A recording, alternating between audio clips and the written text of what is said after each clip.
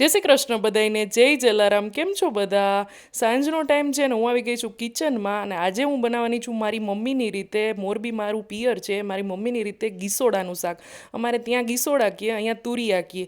તો જુઓ, તેલ મૂકી દીધું છે, તો એમાં રાઈ, જીરું અને હિંગનો વઘાર કરી દઈશું. મારા મમ્મીના ઘરે બધા શાકમાં રાઈ, જીરું ને લસણ પડે. તુરિયા એડ કરી દીધા છે, ખાસ કરીને વચ્ચેથી કટ કરીને ટેસ્ટ કરી લેવાના, ઘણીવાર કડવા પણ હોય છે. નમક, હળદર ને ધાણા જીરું નાખી દેવાનું છે અને ચલાવવાનું નથી. નમક નાખવામાં ધ્યાન રાખવાનું, કારણ કે તુરિયા તરત જ ગળી જાય ને પછી શાક ખારું થઈ જાય. આવી રીતે ઢાંકીને વરાળમાં ઉપર પાણી નાખી અને આપણે એને ચડવા દેશું. તુરિયાને ચડતા માત્ર 5 મિનિટે નથી થતી, કારણ કે સાવ આપણે ઝીણા કટ કરવાના છે, એટલે જરાય ચડતા વાર નહીં લાગે. 6 થી 7 કળી જેટલું લસણ ખાંડીને ચટણી બનાવીને એમાં એડ કરી દેશું ને હવે ચડી ગયા છે એટલે મરચાંનો ભૂકો પણ નાખી દેશું અને આવી રીતે એક જ વાર મિક્સ કરવાનું, કારણ કે વારંવાર મિક્સ કરીને તો તુરિયા સાવ ભાંગી જાય.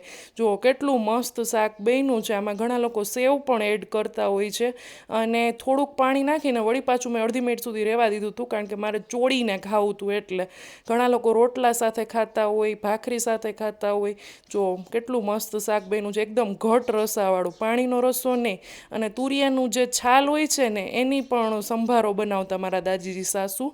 તો તમને ભાવે કે નહીં કમેન્ટ કરજો. મારું મોસ્ટ ફેવરિટ છે. હું મોરબી જાઉં ને એટલે મમ્મીના હાથનું એક ભરેલ રીંગણાનું, ડુંગળીનું ને તુરિયાનું ખાવાનું જ. મમ્મી જેવું તો ન થાય, પણ ટ્રાય કરી છે. આવજો.